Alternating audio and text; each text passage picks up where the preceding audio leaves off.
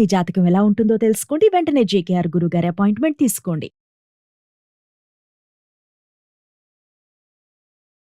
నమస్కారం గురుగారు. నమస్తే అమ్మా. పూజలు చేస్తే అసలు నిజంగా ఫలితాలు ఉంటాయా? పూజల ద్వారా ఏదైనా సాధించవచ్చా? మంచి క్వశ్చన్ అడిగారా. నేటి కాలంలో చాలా మందిలో ఈ సందేహాలు ఉంటాయి. వాస్తవంగా పూజ చేస్తే ఫలితాలు 100% వస్తాయమ్మా. కాకపోతే నువ్వు అడిగావు కాబట్టి దీంట్లో క్లారిటీ ఏంటంటే, పూజ మనం ఎలా చేస్తున్నాము అనేది ఇంపార్టెంట్. మనం పూర్వీకులు తీసుకున్నట్లయితే పూజ చేసేటప్పుడు మనసు అనే పుష్పాన్ని భగవంతుడికి అర్పించి పూజ చేసేవాళ్ళం. నేటి కాలంలో పూజ అంటే ఒక యాంత్రికంగా మారిపోయింది, అంటే ఒక ప్యాషన్గా మారిపోయింది. అందువల్ల రిజల్ట్లు మనం అనుకున్నంత రావటం లేదు. అందువల్ల పూజ మీదే విశ్వాసం కోల్పోయే పరిస్థితులు వచ్చినాయి.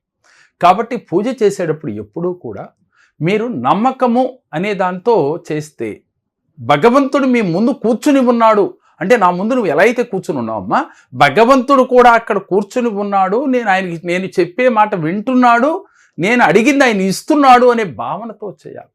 కానీ మరి నేటి కాలంలో అలా చేస్తున్నారా అని ఆలోచిస్తే 100కి 90 మంది చేయట్లేదనే చెప్పవచ్చు.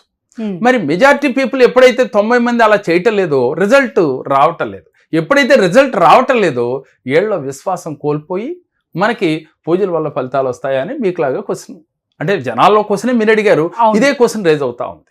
వాస్తవంగా నేను చెప్తూ ఉన్నాను, నేను అనేక పూజలు చేస్తూ ఉంటాను. శ్రీ అనంత పద్మనాభ స్వామి వారి వ్రతమని గత 13 సంవత్సరాలుగా మా ఆధ్వర్యంలో చేస్తూ ఉన్నాం. మరి వాటిల్లో కూడా 80% రిజల్ట్ వస్తూ ఉంది. మరి 20% రిజల్ట్ రాని మాట వాస్తవమే. మనం ఎంత చెప్పినప్పటికీ కూడా వారి మనసు అక్కడ పెట్టక ఎక్కడో పూజకు మాత్రమే, నామకా పూజ దగ్గర కూర్చుని ఆలోచన ఎక్కడో చేస్తూ ఉన్న వారికి రిజల్ట్ రాదు. కాబట్టి ఏ పూజ చేసినా, ఏ వ్రతం చేసినా, ఏ యజ్ఞం చేసినా, ఏ హోమం చేసినప్పటికీ కూడా మీ మనస్సుని భగవంతుడికి అర్పించాలి. అప్పుడే మనం కోరుకున్న రిజల్ట్ వస్తుంది. దీనికి ఉదాహరణ ఏమిటంటే తల్లి, ఒక స్కూల్లో ఒక 50 మంది విద్యార్థులు ఉన్నారనుకున్నారు ఒక సెక్షన్లో. ఈ విద్యార్థులకు ఒక టీచర్ చెప్తా ఉంటుంది ఒక సబ్జెక్టు, అది మ్యాథ్సో సైన్సో ఏదైనా తీసుకోండి. చెప్తున్నప్పుడు 50 మందికి ఒకేలాగా చెప్తుంది ఆ టీచర్. కానీ రిజల్ట్ వచ్చేసరికి 5గురికో 10 మందికో స్టేట్ ర్యాంకులు లేకపోతే స్కూల్ ఫస్ట్లో వస్తూ ఉంటారు. మిగతా వాళ్ళు యావరేజ్గా ఉంటారు, కొంతమంది బిలో యావరేజ్గా ఉంటారు, కొంతమందికి అసలు అర్థం కాదు ఆ సబ్జెక్టు. ఎందుకు ఇలా ఉంది అంటే సబ్జెక్టు తప్ప, లేక టీచర్ తప్ప, చెప్పే విధానం తప్ప, లేకపోతే వీళ్ళు రిసీవ్ చేసుకోవడం తప్ప అంటే మరి మీరేమంటారు? రిసీవ్ చేసుకోవడమే తప్పు అంటాను. 100% స్టూడెంట్ రిసీవ్ చేసుకోవడమే తప్పు. ఇది మనం గమనించాలమ్మా. భగవంతుడు తప్పు కాదురా, భగవంతుడు లేనిది సృష్టి లేదు. కాకపోతే భగవంతుడిని చూపించు అనంటే గాలిని మనం చూపించగలమా? అదేవిధంగా భగవంతుడిని కూడా మనం చూపించలేము. ఒక నమ్మకం ఉన్నాడని, ఏ మతం వారు ఆ మతాన్ని, ఆ దేవుణ్ణి మనం భగవంతుడని కొలిసిన వారు ఆయన ఉన్నాడు అనే విశ్వాసంతో మనం చెయ్యాలి. చేస్తే తప్పకుండా ఫలితాలు వచ్చి తీరతాయి.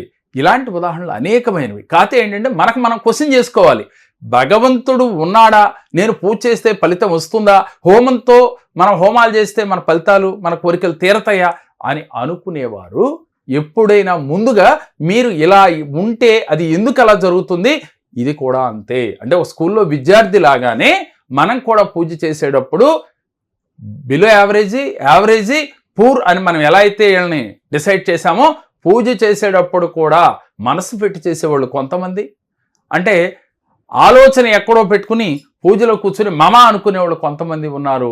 అందువల్లే రిజల్ట్ రావట్లేదు తల్లి. మరి మనసు ఏకాగ్రతం చేయాలంటే ఏం చేయాలి గురుగారు? ముందుగా మన మనసు మన ఆధీనంలో ఉండాలి అంటే మనం అనేక వీడియోలో చెప్పుకున్నాం, ధ్యానం చేయాలి. భగవంతుడు పైన ధ్యాస పెట్టి చేయొచ్చు, లేదు శ్వాస పైన మీ మనసు పెట్టి చేయొచ్చు. ఇలా గనక ఎవరైతే ధ్యానం ప్రతినిత్యం చేస్తారో వారి మనసు వారి మాట వింటదాం. రెండోది, మానవ ప్రయత్నంతో మనం పూజ చేస్తున్నాము, ఆ భగవంతుడు మనకి ప్రత్యక్షమై మనం కోరిన వరాలు మనకి ఇచ్చాడు అనే భావంతో గనక పూజలో కూర్చొని మనం చేసినట్లయితే, భగవంతుడితో మమేకమైతే మీ కోరికలు తీరుతాయి. దీంతో పాటుగా మనం హోమం చేస్తున్నాం, లేదు ఒక పూజ చేసినప్పుడు దీపారాధన చేస్తూ ఉన్నాం అంటే అగ్నిదేవుడు, అంటే పంచభూతాలతో మమేకం అవ్వాలరా. ఒక పూజలో కూర్చునేటప్పుడే పంచభూతాలకి కృతజ్ఞత తెలిపి, మీ సంకల్పం పంచభూతాలకి తెలిపి అప్పుడు మీరు పూజ ఆచరించిన లేక హోమం చేసిన వెంటనే రిజల్ట్ వస్తుంది. ఎందుకని మేము అనంత పద్మనాభ స్వామి పూజ 90-80 మందికి రిజల్ట్ రావాలి, 10 మందికి 20 మందికి రావట్లేదు అనేది అనేక పూజల్లో నేను చెప్తూనే ఉన్నా 20 మందికి. కానీ కొంతమంది మాత్రమే దాన్ని తీసుకోగలుగుతున్నారు. కొంతమంది ఇది కామనే, ఇది మన వల్ల కాదనో, లేకపోతే కూర్చోలేకపోతున్నాం, శరీరం సహకరించుకో, మనస్సు సహకరించుకో చేయలేకపోతున్నారమ్మా. పూజ చేద్దామని మీకు సంకల్పం వచ్చిన నాడే మీరు పంచభూతాలతో మమేకం అవ్వాలి. మీ మనసు అనే పుష్పాన్ని భగవంతుడికి సమర్పించాలి. పూజలో కూర్చునేటప్పుడు మీరు ఏ నామం చదివినా పర్ఫెక్ట్గా భగవంతుడికి చేరుతుందనే భావంతో ఉంటే భగవంతుడు రియల్గా వచ్చి మన ప్రత్యక్షమై వరం ఇచ్చి తీరతాడమ్మా. దాంట్లో ఎటువంటి అనుమానం లేదు. భగవంతుడు ఎప్పుడు ఎవరికి ఏ వరం ఇద్దామా అనే కూర్చొని ఉంటాడు, కానీ అందుకునే స్థితిలో మనమే ఉండము. భగవంతుడు కానీ, యూనివర్స్ కానీ, పంచభూతాలు కానీ. కాకపోతే ఏంటంటే భగవంతుడిని చేరువవటానికి మనం అగ్ని ద్వారా హోమం చేసినప్పుడు అగ్నిని వెలిగించి హోమం ద్వారా మన కోరికలు చెప్తూ ఉంటాం అగ్నిదేవుడి ద్వారా. అలాగే పూజ చేసేటప్పుడు దీపం వెలిగించి అగ్నిదేవుడి ద్వారా మన సంకల్పాలు చెప్తూ ఉంటాం. అంటే అప్పుడు మనం ఏం చేయాలి? అగ్నిదేవుడితో మమేకమై అగ్నిదేవుడికి కృతజ్ఞత తెలిపి అప్పుడు మీ సంకల్పాలు చెప్పాలి. అలాగే శ్వాస తీసుకుంటాం 3 సార్లు మన పూజకు ముందుగా. అప్పుడు శ్వాసను తీసుకున్నప్పుడు ముక్కు మూసుకుని మనం చెప్పినప్పుడు మనం ఏం చేయాలి? అప్పుడు గాలి అంటే వాయువుకి, గాలిదేవుడికి మనం పంచభూతాల్లో ఒకటైన వాయువుకి మనం కృతజ్ఞతలు తెలిపి మీ సంకల్పాలు నెరవేరినట్టుగా ఫీల్ అవ్వాలి. అంటే ప్రతి సెకను మనం పంచభూతాలతో మమేకమవుతూ మీరు గనక భగవంతుణ్ణి ఆరాధన చేస్తే, మీరు ఏ పూజన్నా చేయండి, ఏ మంత్రమన్నా చదవండి, అయినట్లుగా భావన చేస్తూ మరొకటి ఏంటంటేనమ్మ దీంట్లో భగవంతుణ్ణి ఆరాధించేటప్పుడు నాకు ఇవ్వు అని అడగకూడదు, ఇచ్చినట్లుగా ఫీల్ అవ్వాలి. మీరు ఏ కోరిక అయితే మీ మనసులో ఉందో అది భగవంతుడి ముందు కూర్చోగానే ఆయన మీకు ఇచ్చేసినట్లుగా ఫీల్ అయ్యి మీరు డ్రీమ్ చేయాలమ్మా, ఊహించాలి. భగవంతుడు మీకు ఆ కోరిక ఇచ్చేస్తే మీరు ఎలా హ్యాపీగా ఫీల్ అవుతారు? లా ఆఫ్ అట్రాక్షన్ ప్రకారం మనం అదే చెప్తూ ఉంటాం, ఏదైతే తలుస్తామో అది వచ్చి తీరుతుంది అని. మీరు యూనివర్స్లోకి ఏదైతే మాట్లాడతారో అది మనకి తిరిగి వస్తుంది అని. కాబట్టి భగవంతుడు మీకు ఇచ్చేశాడు. ఏ భగవంతుడిని మీరు నమ్ముతారో ఆ భగవంతుడు అనుగ్రహాన్ని ఇచ్చేసినట్లుగా ఫీల్ అవుతూ మీరు గనక పూజ చేస్తే వెంటనే మీకు ఫలితం వస్తుంది.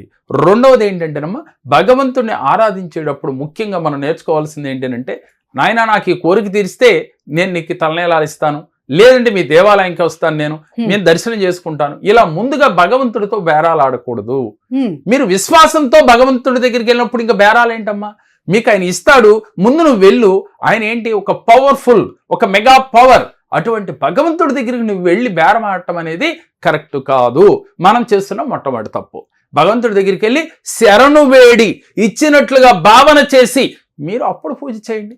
ఎందుకు మీకు కోరికలు ఫలించవో చూడండి. మరి మనసులో అయితే చాలా బాధ ఉంటుంది గురుగారు.